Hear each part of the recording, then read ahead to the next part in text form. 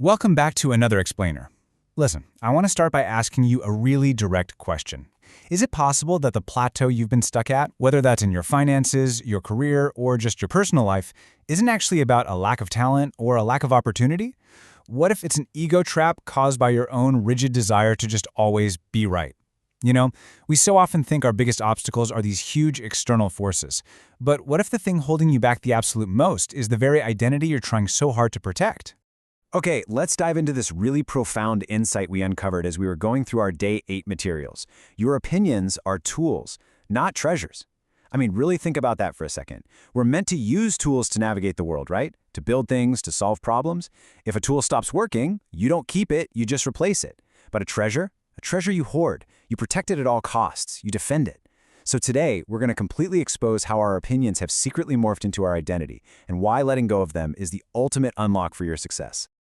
So here is our roadmap for today. We're going to cover the danger of identity traps, looking rich versus being wealthy, the price of true growth, focus and future preparation, disarming the defensive ego, and finally, how to think like a scientist. Section 1. The danger of identity traps. So why is refusing to update your beliefs literally the greatest obstacle to your progress? Well, it's simple. Everyone wants to be right. It feels incredibly safe. But over time, your opinions stop being just opinions. They kind of become a part of who you are, and that traps you the second reality shifts. Just imagine you're driving, and you're relying on this old map that says the road ahead is perfectly clear. But suddenly, bam, there's a massive landslide blocking your path. Now, you really only have two choices here. You can sit your car and furiously argue with reality, getting mad that the map is wrong. Or you can accept the new information and find another route. Because guess what? The road absolutely does not care what your map says. And life works exactly the same way. Your growth begins the exact moment you stop defending your outdated beliefs and actually start updating them. Section 2. Looking rich versus being wealthy. Let's look at how the ego completely destroys financial freedom in what we call the wealth trap. There is a massive stark contrast between spending money to impress strangers and quietly buying your own future freedom. Our sources highlight the psychology of money perfectly right here. Being rich is all about income. It's loud, it's flashy, and it's super visible. It's the $50,000 luxury car in the driveway. But the very moment you buy that car, the only data point anyone actually knows for sure is that you are now $50,000 less wealthy. Wealth, on the other hand, is quiet. Wealth is the investment account nobody sees. It's the car you decided not to upgrade, the expensive vacation you postponed. Real wealth was never ever designed to impress strangers. Its true purpose is freedom. It's simply the ability to wake up in the morning and know that your choices belong 100% to you. So the crucial takeaway here is that getting rich requires taking on risk, but staying rich requires the exact opposite. It requires humility, a focus on survival, and totally eliminating your ego. Just look at the two investors we have here. Investor 1 hits a massive 50% return, gets super overconfident, upgrades their entire lifestyle to look successful, and then a sudden market shift wipes out 80% of their wealth. Poof, gone. Now look at Investor 2. They take a totally boring but steady 10% return. They don't care about impressing anyone.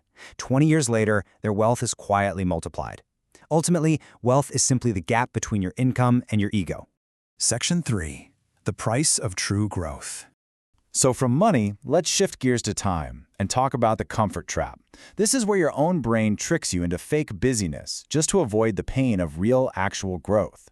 You see, your ego absolutely loves quick notifications. Every single time you clear out an email or shoot back a quick message, you get a little hit of dopamine. You feel incredibly productive. But I've got to tell you, it's a total illusion. Our sources define this exact phenomenon as attention residue. Every time you interrupt your deep work to just check your phone real quick, a little piece of your mind actually stays attached to that distraction. Your concentration weakens. Your thinking becomes shallow. Think of it like this. You cannot forge a brilliant sword like a blacksmith if you are constantly pulling the steel out of the fire to go check a social media update. True growth only begins right where your comfort ends. The absolute best antidote to this fake progress is the number you're looking at right now, 90. Locking yourself away for 90 minutes of pure, totally uninterrupted deep work on your most difficult task. No checking messages, no quick browsing, just pure, locked-in concentration. Your absolute greatest achievements in life are never going to come from scattered attention. They come from those periods of intense, uninterrupted focus where you push past that initial, nagging urge to quit and you actually start using your mind at its full capacity. Section 4. Focus and future preparation. If you don't focus, you just end up constantly reacting to life one day at a time. It's like you're playing checkers while everyone else around you is playing chess.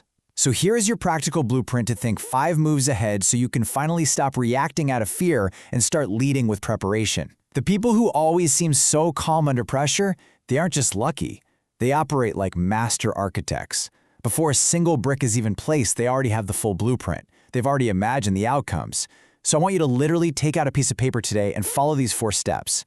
Write down your biggest goal, then list out your next 5 actions, identify the biggest obstacle for every single one of those actions, and finally, write down your exact response to those obstacles. When you prepare like this, you eliminate the panic. You completely disarm the ego's natural fight-or-flight response because you already know exactly what your next move is.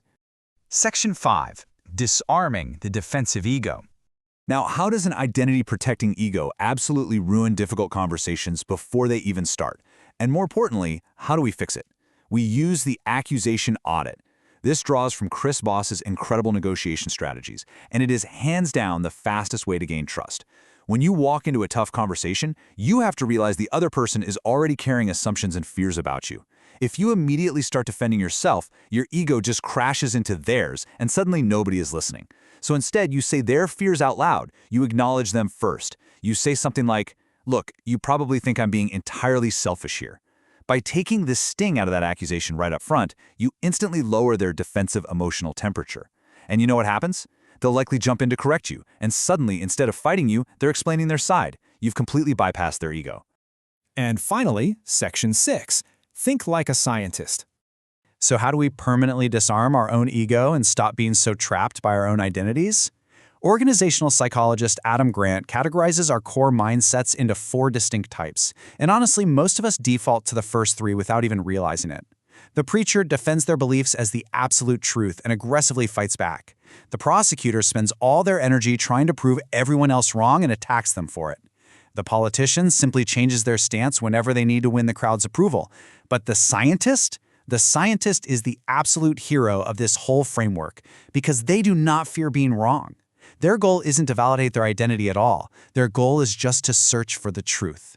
When a scientist finds out they're wrong about something, they don't throw a tantrum. They just calmly update their understanding.